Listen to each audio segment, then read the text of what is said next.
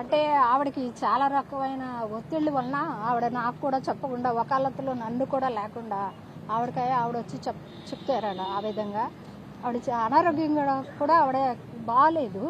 Plus మాకు మొదటి నుంచి బార్ అసోసియేషన్ హ్యూమన్ రైట్స్ వాళ్ళు ఉండి ఈ కేసుని ఇంతవరకు తీసుకొచ్చారు. వీళ్ళందరికీ కూడా ధన్యవాదాలు. ఆవిడ కొన్ని రకాల ఒత్తిళ్ల వలన మాత్రమే అడ్వకేట్స్ని మార్చుకున్నాము. సో ఇప్పుడు పనిచేస్తున్న సిట్ కనుక సరిగా పనిచేయకపోయినా, నేరస్తుల్ని సరిగా కనిపెట్టి చూపించకపోయినా సమాజానికి మేము మళ్ళీ కూడా తిరుగుబాటు చేస్తాం. ప్రచారం జరుగుతుందండి. కొన్ని మాటలు నేను చెప్పాను అనుకోండి, వాళ్ళు ఎక్కడో పెట్టుకుంటారు తలకాయ.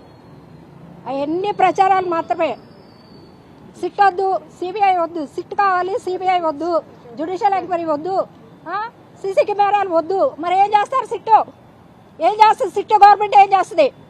ఏమీ వద్దు, మేము చెప్పింది నేను కూర్చోండి అంటున్నారు. మరి మేము సామాన్యులు ఏం చెప్పంటారు చెప్పండి? మాకు ఎప్పుడు కూడా ఈ కేసులో మాకు న్యాయం జరగకపోతే బార్ అసోసియేషన్ హ్యూమన్ రైట్స్ వాళ్ళు మేము అందరం మళ్ళీ తిరుగుబడి చేస్తాం. అది ఏమీ సర్దుమనగదు. సిట్ రిపోర్ట్ వచ్చే వరకే చూస్తాం. ఆ సిట్ రిపోర్ట్ లో కరెక్ట్ గా లేకపోతే సాయికృష్ణ తరఫున నేను మళ్ళీ ప్రైవేట్ కంప్లైంట్ ఇస్తా. టైం ఇస్తున్నా, ఒప్పుకోను. న్యాయం జరిగే వరకు పోరాటం చేస్తాం.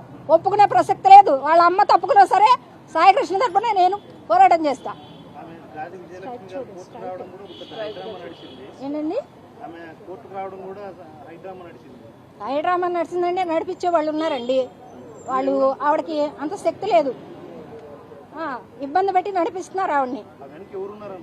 వెనక ఎవరున్నారంటే నాకు తెలియదండి. కనీసం పేర్లు కూడా తెలియదు. త్వరలో తెలుస్తుంది.